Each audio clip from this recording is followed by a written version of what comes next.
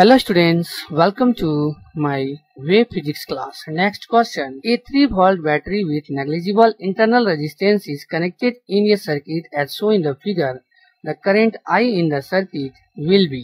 यहाँ पे क्वेश्चन कर रहा है कि एक 3 वोल्ट का बैटरी लगा हुआ है जिसके पास इंटरनल रेजिस्टेंस जो है वह नेग्लिजिबल है, जो कनेक्टेड है इस सर्किट के साथ।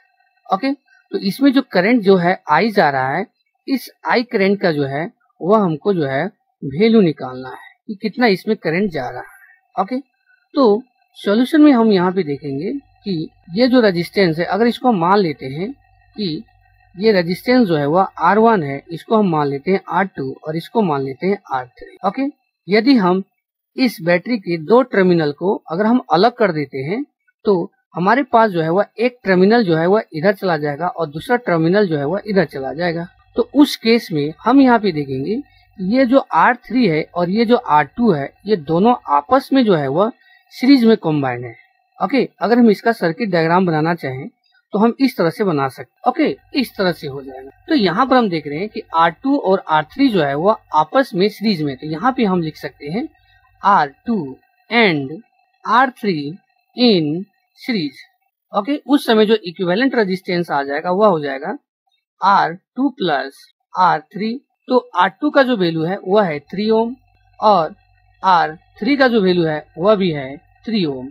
इसका मतलब जो इक्विवेलेंट हो जाएगा वह हो जाएगा 6 ओम हो जाएगा। ओके, अब देखेंगे इसका जो आगे हमारा सर्किट डायग्राम हो जाएगा वह हमारा हो जाएगा इस तरह से हो जाएगा। ये हो जाएगा R इक्विवेलेंट जो अभी हमारा निकला है वह है 6 ओम और ये हो जाएगा R1 और यहाँ पर हम जो है वह 3 वोल्ट जो बैटरी हम दे रहे हैं कनेक्टेड की। ओके, इधर प्लस है इधर माइनस है। ओके, तो अब यहाँ पे हम देखते हैं कि ये जो R इक्विवेलेंट है और ये R1 है, ये दोनों आपस में क्या है, पैरेलल में है।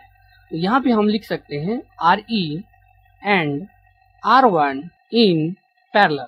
ओके, और जब पैरेलल में हो जाएगा तो इसका जो इक्विवेलेंट रेजिस्टेंस हो जाएगा वह हो जाएगा R equivalent into R1 by RE plus R1।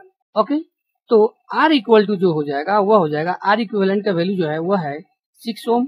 यहाँ पे हो जाएगा 6 इंटू R1 का जो वैल्यू है वह है 3 ओम। तो ये हो जाएगा 3, 6 प्लस 3, तो 6 3 जा 18 और बाय में हो जाएगा 9। ये जो है वो आपस में कैंसिल हो जाएगा।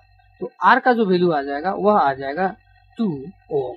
ओके, 2 ओम हो जाएगा। लेकिन हमको जो है वह करंट का वैल्यू निकालना है इससे करंट का। ओके, तो करंट का जो हो जाएगा वह हो जाएगा फॉर्मूला करंट इक्वल टू हो जाएगा V बाय R।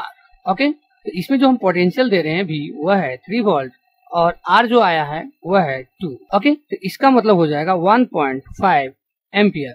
ओके, जो हो जाएगा आंसर इस क्वेश्चन का, और ऑप्शन जो है वह बी नंबर ऑप्शन जो है वह हमारा करेक्ट ऑप्शन है। Okay, thank you all of you.